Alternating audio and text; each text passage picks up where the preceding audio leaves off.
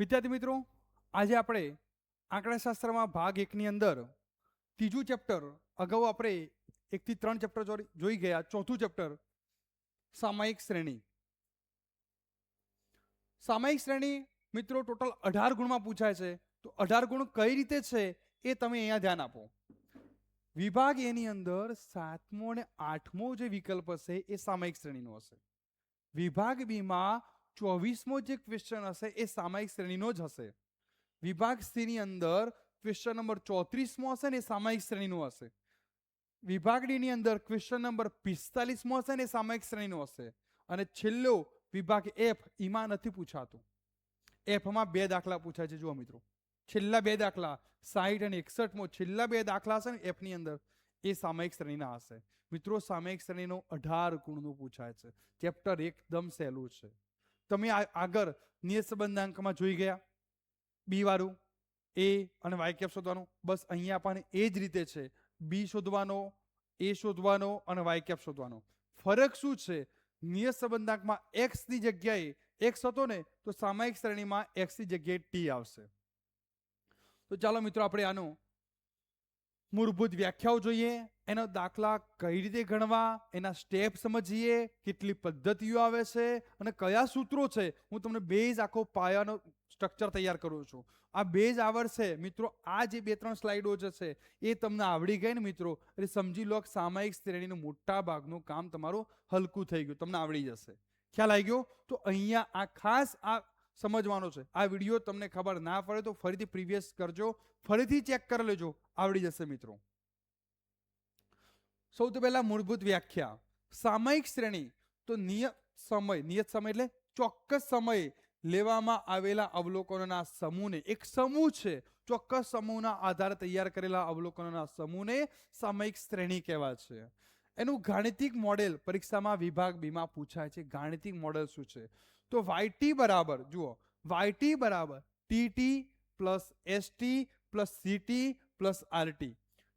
તો અહીંયા yt છે શું? તો ચલની કિંમત છે. ટી શું છે? વલણ, ટ્રેડ. એ શું છે? મોસમ, સિઝનલ.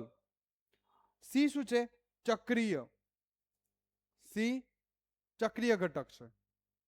અને આરટી શું છે? તો આરટી જે છે એ રેન્ડમ, યાદચ્છિક. આર મીન્સ રેન્ડમ, યાદચ્છિક. તો yt બરાબર tt plus st plus ct plus rt. C એટલે ચક્રીય, એસ એટલે મોસમી, આર રેન્ડમ, ટી વલણ. એનો મેં અહીંયા એક ટેબલ તૈયાર કર્યું છે. જુઓ,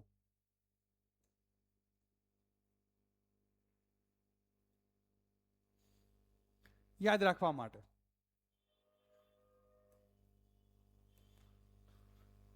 સામાયિક શ્રેણીના ઘટકોનું ખૂબ મહત્વનું છે. તો અહીંયા મેં ઘટકોનું નામ લખ્યું છે, સમયગાળો છે અને ઉદાહરણ. મિત્રો, પહેલું છે વલણ, ટ્રેડ. લાંબો ગાળો છે. દેશની વસ્તીમાં વધારો, ટેકનોલોજીમાં ઉપયોગ, આ બધું લાંબા ગાળે ફેરફારો થતા હોય છે. જે ફેરફારો લાંબા ગાળે થતા હોય છે એને ટ્રેન્ડ, વલણ કહેવાય છે. મોસમી, મિત્રો, આનો સમયગાળો 1 વર્ષથી ઓછો હોય. 1 વર્ષ, વધુમાં વધુ 1 વર્ષ હોય. બાકી મોસમી સમયગાળો 1 વર્ષથી ઓછો હોય. જેમ શિયાળો, ઉનાળો, ચોમાસું સિઝનલ આવે છે ને, એમ. એટલે સિઝનલ છે, 1 વર્ષથી ઓછો સમયગાળો. વેકેશનમાં હોલનું ભાડું વધવું, ઉત્તરાયણમાં પતંગ વેચાણ. તો જેમ સિઝન આવે છે એમ સિઝનમાં ફેરફાર થતા હોય છે. ચક્રીય સાયકલ.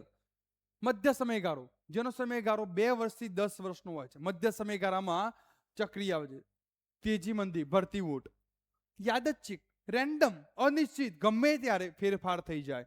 જેમ કે ભૂકંપ, પૂર, હડતાલ, અકસ્માત લીધે થતા ફેરફારો, જે રેન્ડમલી ખબર જ ના હોય ક્યારે ફેરફાર થઈ ગયા. ઓકે, તો આ યાદચ્છિક, અનિશ્ચિત છે. યુદ્ધ, તો બધું એમાં આવે. વલણ માપવાની રીતો.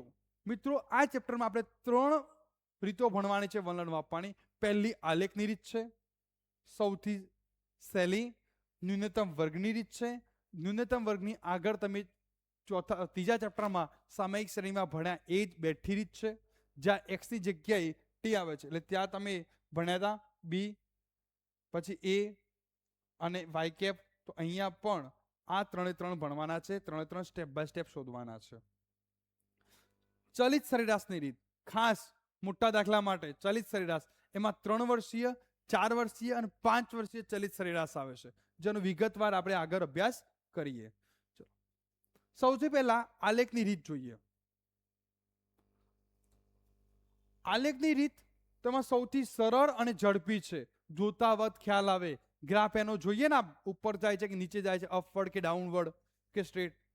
આલેખમાં બિંદુઓ મૂકીને એક સરળ રેખા દોરવામાં આવે છે. આલેખમાં બિંદુઓ દોરીને એક સરળ રેખા બધા બિંદુઓને જોડવામાં આવે છે. મર્યાદા શું છે? જુદી જુદી વ્યક્તિઓ જુદી જુદી રેખા દોરે, તેથી ચોક્કસ નથી.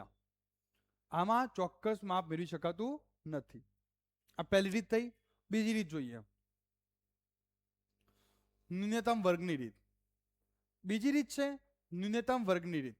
આ પ્રકારની સૌથી વધુ પૂછાતા દાખલાઓ છે, જે તમારે વિભાગ ડીમાં 3 ગુણમાં પણ પૂછાશે અને 5 ગુણમાં પણ પૂછાશે. મિત્રો, અહીંયા ટી સમય તમને વર્ષ આપેલા છે.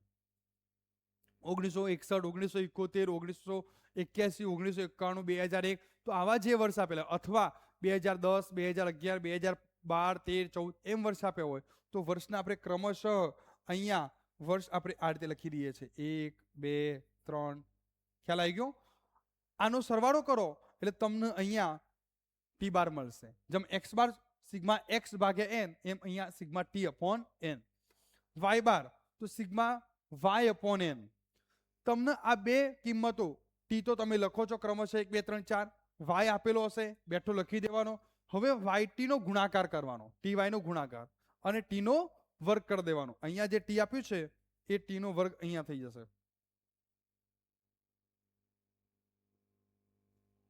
અહીંયા ટી નો વર્ગ કરી દેવાનો એટલે તમને અહીંયા સિગ્મા ટી સ્ક્વેર મળશે. શું મળશે? Sigma T square. Sigma T square અને અહીંયા સિગ્મા ટી વાય. મિત્રો, સૂત્ર જુઓ તમારું. નિયત સંબંધમાં હતું એ જ છે. એક્સ ની જગ્યાએ ટી આવી ગયો, જોઈ લો. નીચે એક્સ સ્ક્વેર અને ટી હતો, તો અહીંયા ટી સ્ક્વેર અને સિગ્મા ટી આવી ગયો. બેઠું એ જ સૂત્ર છે. એક્સ ની જગ્યાએ ટી, ટૂંકી રીતનું સૂત્ર છે. સહેલા દાખલા છે. આ બી મળી જાય પહેલા, પછી એ શોધવાનો. પહેલા બી શોધ્યા પછી એ શોધવાનો. એ એટલે વાય બાર માઇનસ બી ટી બાર. તો 3 કિંમતો. પહેલી વાય બાર ની કિંમત મૂકો, પછી બી ની કિંમત અને ટી બાર ની કિંમત. આ ટી બાર અને બી બંનેનો ગુણાકાર કરવો પડશે. અહીંયા ગુણાકાર કર્યા પછી જ વાય બાર માંથી બાદ કરજો. વાય કેપ એ પ્લસ બી ટી, આ એની કિંમત વત્તા બી ની કિંમત, અને ટી તમને અલગથી આપ્યો હશે વર્ષ. તમને જે વર્ષનું કયું હોય એ વર્ષની કિંમત ટી. એક્ઝામ્પલ સમજાવી દઉં. માની લો કે તમે અહીંયા 2011, 12, 13, 14 અને 15 5 વર્ષની માહિતી હતી. તમને વર્ષ આપ્યું છે 2018. તો તમારે ટી કેટલો લેવો? તમને વર્ષ 2018 આપ્યું હોય તો ટી કેટલો લેવો?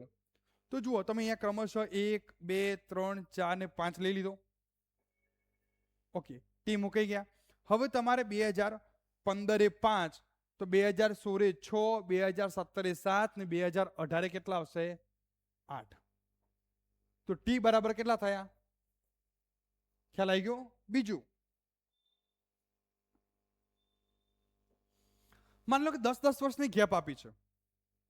અહીંયા 1961, 1971, 1981, 1991, 2001.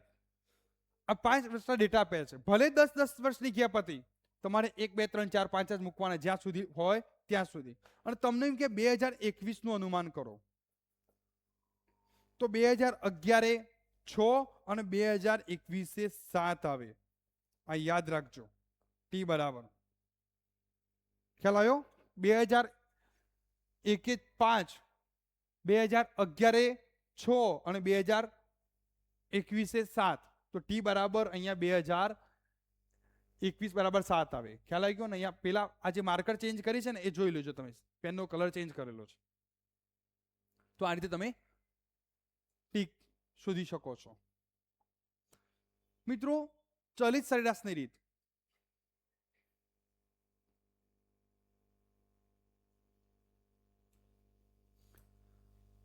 ચલિત સરેરાશની રીત જુઓ.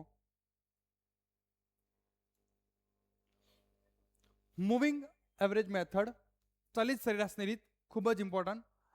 આ રીતમાં ટૂંકા ગાળાના ફેરફારો દૂર કરી વલણ શોધવા માટે શ્રેષ્ઠ રીત છે, જેમાં 3 વર્ષીય, 4 વર્ષીય અને 5 વર્ષીય, 3 વર્ષીય, 4 વર્ષીય અને 5 વર્ષીય, 3, 5 એકી સંખ્યા કહેવાય, એક જ વખત કરવું પડશે.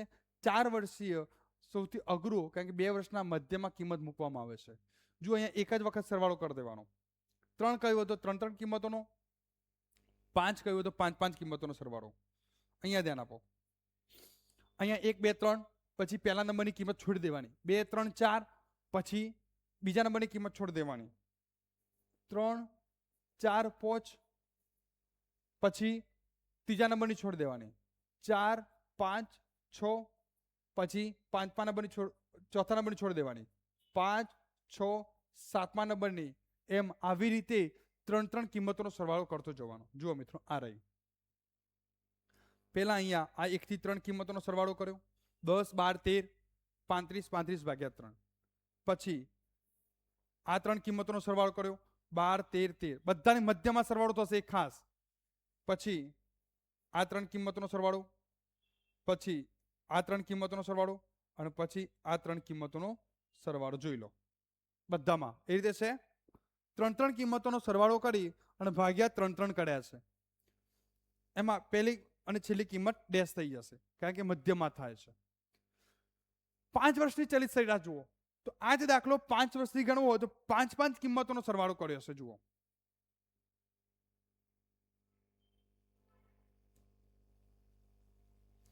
પાંચ વર્ષીય ચલિત સરેરાશ, તો એમાં 5 કિંમતોનો, પહેલા 1 થી 5 કર્યો સરવાળો. અહીંયા જોઈ લો.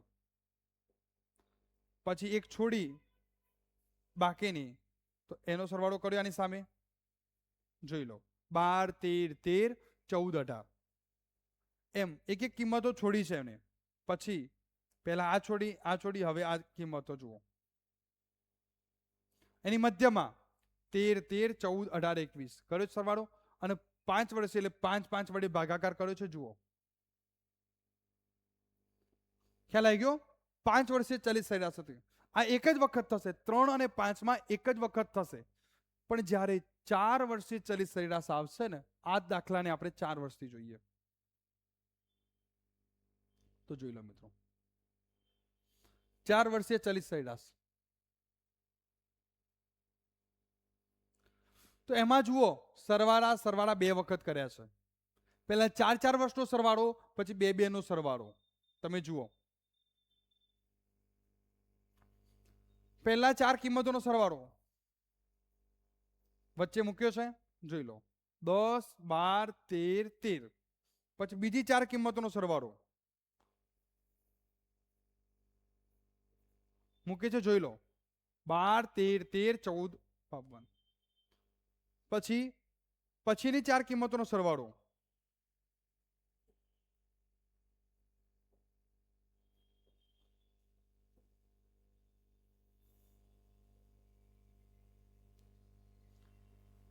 મૂક્યો છે. અને પછી લાસ્ટ 4 કિંમતોનો સરવાળો. જુઓ, આ 2 અને આ 2 ટોટલ 4 કિંમતો સરવાળો એની મધ્યમાં મૂક્યો છે. ફરી પછી આ 2 નો સરવાળો, આ 2 નો સરવાળો, આ 2 નો સરવાળો. ટોટલ 4 ને 4 8 કિંમતોનો સરવાળો. એટલે તમને બધામાં 8 વડે ભાગાકાર કરેલો છે. જોઈ લો, ખ્યાલ આવી ગયો મિત્રો. ઘણા વિદ્યાર્થી મિત્રો એવું કરે છે કે આ સરવાળો જે આવ્યો 48, એમાંથી ઉપરના 10 કાઢી નાખે અને નીચેના આગળના ઉમેર દે 14. એવું કરવાનું નહીં. કેમ ના પાડું છું? જુઓ મિત્રો, છેલ્લા દાખલા છે બંને. પરીક્ષામાં સમય ખૂટે અને તમે ઝડપી, તમને આવડતા હોય દાખલા, અને તમે ઉતાવળમાં આવી રીતે કરવા જશો અને ક્યાંક એકાદ કિંમતમાં પ્લસ માઇનસમાં ભૂલ પડી, તો તમે એના આધારે, જવાબના આધારે ચાલશો તો બધા જ જવાબ ખોટા આવશે. ત્યાર પછીના જેટલાથી ભૂલ પડશે ત્યાર પછી બધું જ ખોટું થશે. એટલે એવું કરતા નહીં. આ રોકડિયા માર્ક્સ છે, એટલે આપણે અલગ સેપરેટ જ સરવાળો કરવાનો. ખ્યાલ આવી ગયો? તો ખોટું પડે તો કદાચ એમાં ખોટું પડે, એના આધારે આપણે બીજા લેવાના નહીં. દર વખતે સેપરેટ સરવાળો કરવાનો. પછી 4 વર્ષીય ચલિત સરેરાશ હોય કે પછી 5 વર્ષીય ચલિત સરેરાશ હોય. જો અમે અહીંયા બધામાં ફરીથી સરવાળો કર્યો છે. એવું નથી કર્યું કે 62 માંથી આગળના 10 કાઢી નાખો અને 18 ઉમેરી દો. એવું કર્યું નથી. નહીં તો હું 62 અહીંયા મારે ભૂલ પડી તો આગળ બધા જ ભૂલ પડશે. એટલે એક સરવાળામાં ભૂલ પડીને સરવાળો બાદબાકી કરતી વખતે તો આગળ બધું જ ખોટું પડશે. એટલે ત્યાર પછી આપણે એવું કરવાનું નહીં. દરેકની સેપરેટ અલગથી જ સરવાળો કરવાનો. પછી 3 વર્ષનું હોય, 5 વર્ષનું હોય કે 4 વર્ષનું હોય, જેથી કરીને ભૂલ ના પડે. અને પડે તો કદાચ એમાં ખોટું પડે, એના આધારે બીજા ખોટા પડે નહીં.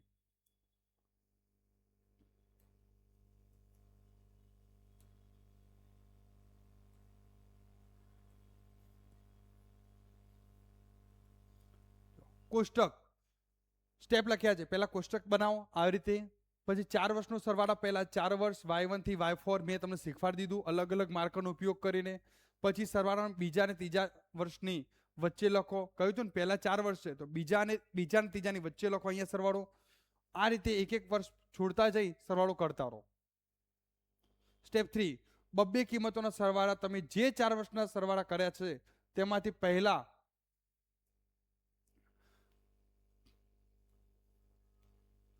4 વર્ષના સરવાળા કર્યા હોય પહેલા 2 સરવાળો ફરીથી સરવાળો કરો. આમ બરાબર ત્રીજા વર્ષની સામે આવશે. સ્ટેપ કરવાથી વલણ ચોક્કસ વર્ષની સામે જ આવી જશે. સરેરાશ શોધો તો સરેરાશમાં 4 કિંમતો એટલે 8 વડે ભાગાકાર થશે. કેટલા વડે? કારણ કે બબ્બે કિંમતોનો સરવાળો કરવામાં આવે છે. 4 વર્ષના 2 વર્ષના સરવાળા લીધા હોવાથી 4 ને 4 8. સમજાવું તમને અહીંયા મેં પહેલા તમને સમજાવી દીધું. 48 4 કિંમતો સરવાળો, 52 4 કિંમતો સરવાળો, એટલે ટોટલ 48 ને 52 100, પણ 8 કિંમતોનો સરવાળો એટલે આપણે 8 વડે ભાગીએ છીએ.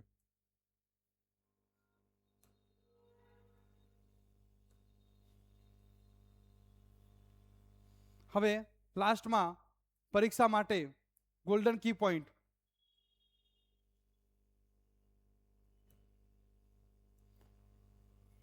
પરીક્ષા માટે ગોલ્ડન કી પોઈન્ટ સમય ટી મેં પહેલા તમને શીખવાડી દીધું. ભલે ગમે તેટલા વર્ષ આપ્યો, વર્ષ 1 2 3 4 5 ગમે તેટલા આપ્યા હોય, 1500 આપણે 1 2 3 4 જ લેવા એમ ક્રમશઃ.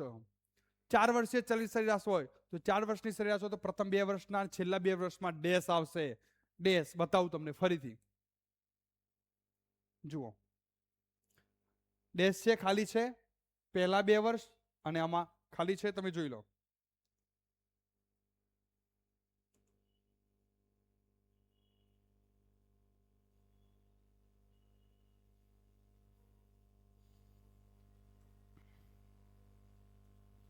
ઉપયોગિતા, આની ઉપયોગિતા ક્યાં થાય છે? તો ભવિષ્યના વેચાણ કે નફાનું અનુમાન કરવાનું હોય તો શ્રેણી અનિવાર્ય છે. વિભાગ એ અને બી માટે ક્વિક ટિપ્સ. સાપ્તાહિક ફેરફારો મોસમી વધઘટમાં હોય છે. હડતાલને લીધે ઉત્પાદનમાં ઘટાડો યાદચ્છિક રીતે ઘટે છે. સામાયિક શ્રેણીનું યોગનીય મોડેલ જોઈ લેજો. તો YT બરાબર TT વત્તા CT વત્તા ST વત્તા RT. સામાયિક શ્રેણીમાં બોર્ડની પરીક્ષામાં વિભાગ એ બી ટૂંકા પ્રશ્નો માટે કેટલાક અગત્યના મહત્વના થિયરી પોઈન્ટ્સ બાકી જે ઘણીવાર વિદ્યાર્થીઓના માર્ક્સ કપાવે છે, આપણે ચાલો એને ક્લિયર કરીએ.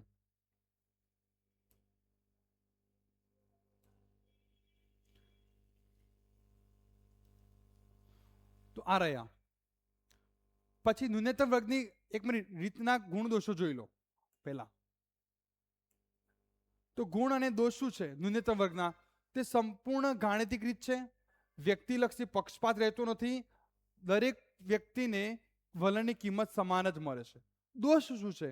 વલણ સુરેખ રેખા ન હોય, સીધી રેખા ન હોય, યોગ્ય પરિણામ આપતી નથી, ગણતરીમાં ઘણો સમય લાગે છે. ન્યૂનતમમાં ચલિત સરેરાશની મર્યાદા શું છે? તો આ રીતમાં શરૂઆતના અને અંતના સમયગાળા માટે વલણની કિંમત મળતી નથી.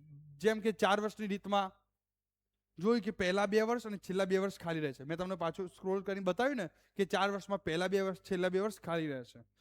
ભવિષ્યના અનુમાન માટે ન્યૂનતમ વર્ગની રીત જેટલી સચોટ નથી. તો ચલિત છે ને એ ન્યૂનતમ જેટલી સચોટ નથી. મોસમી વધઘટ, મોસમી ઘટક કે તહેવારો હોય, સામાજિક રિવાજો હોય, કુદરતી ઋતુ હોય, લગ્ન સરસામાં સોનાની માંગ હોય, એ મોસમી છે. ચક્રીય શું છે? તેજી, મંદી, ઓટ, ભરતી વગેરે. જેનો સમયગાળો સામાન્ય રીતે 2 થી 10 વર્ષ સુધીનો હોય છે, ક્યારેક 15 વર્ષનો હોય.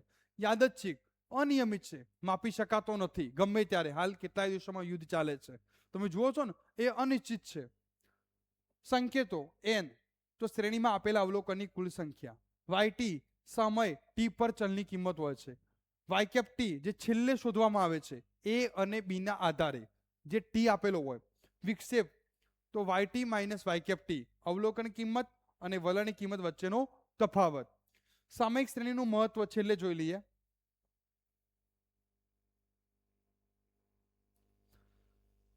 છેલ્લો પોઈન્ટ, સામયિક શ્રેણીનું મહત્વ. ભૂતકાળની પરિસ્થિતિ જાણી શકાય છે સામયિક શ્રેણીથી. ભવિષ્યની કિંમતનું અનુમાન કરી શકાય છે. ભૂતકાળના ડેટાના આધારે ભવિષ્યનું અનુમાન કરાય છે. ભવિષ્યનું આયોજન માટે બજેટ બનાવવું હોય, અલગ અલગ સ્તરોની શ્રેણીની તુલના કરી શકાય છે.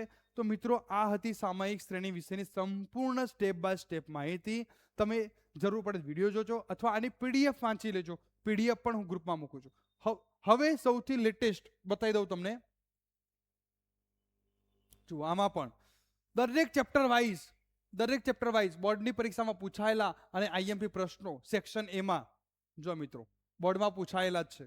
માર્ચ 23, માર્ચ 18, 19, 22, માર્ચ 22, 24 અને જુલાઈ 18, માર્ચ 24. જો મિત્રો મૂકેલા છે ને આ બધા આઈએમપી. કેટલા મૂક્યા હતા? 11. જોઈએ જ લેવાના પીડીએફ માંથી.